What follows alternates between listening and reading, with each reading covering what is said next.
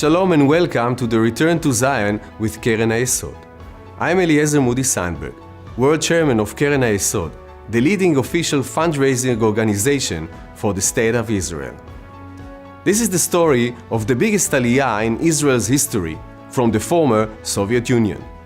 Be inspired by the stories of the prisoners of Zion, whose courage led to the crumbling of the Iron Curtain. Please help us to continue to bring the Jews of Russia back home to the Promised Land.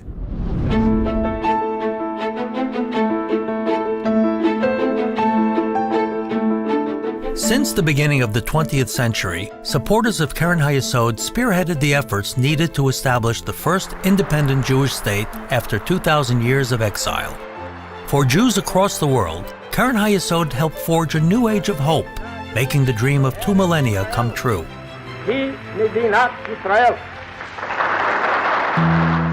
But at the same time, the Jews living in the former Soviet Union suffered immensely. Religious practice was suppressed, and Jewish national identity crushed. By the 1950s, under Stalin's cruel regime, countless persecuted Jews were executed or sent far away to the gulags. Russia's once thriving Jewish life was no more. But many refused to forget their heritage and God's covenant with the Jewish people.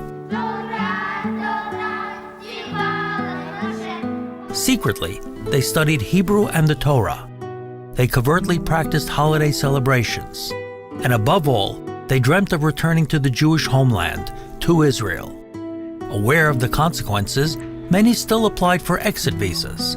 Viewed by the Soviet authorities as an act of treason, these brave individuals were dismissed from their jobs, harassed, and ostracized from society. By the 1970s, many leading Jewish activists had been sentenced to long periods in jail for fabricated offenses. But even suffering in the most appalling conditions, they continued to demand they be allowed to go free to Israel. Because of their refusal to give in, they became known globally as refuseniks. Their determination inspired a mass international solidarity movement. Jews across the world, including the supporters of Keren Hayesod and their Christian friends, held mass demonstrations and lobbied global leaders. In the words of the Bible, they demanded, "Let my people go." Refuseniks such as Natan Sharansky became household names, alongside the likes of Yuli Edelstein, Ida Nudel, and other prisoners of Zion. They became international symbols of human rights and Jewish freedom. Successful demonstration in those days of Jews who wanted to go to Israel was 5-10 people standing for 5 minutes in the center of Moscow Square with the slogans, "Let us go to Israel."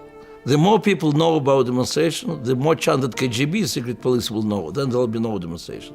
And the punishment can be up to 5 years of exile. But the idea was that if at least one foreign journalist knows about this, and he will come and he will inform, we are arrested. In the evening it is broadcasted all over the world about our arrest.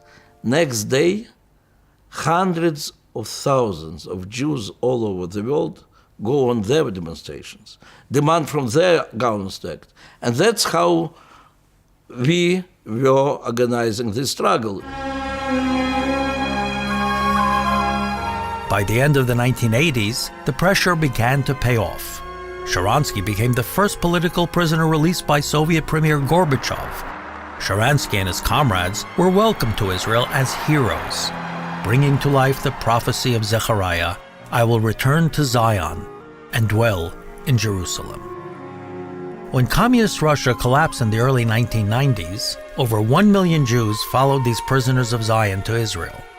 With Keren Hayesod's help, they built flourishing lives in the home of their forefathers.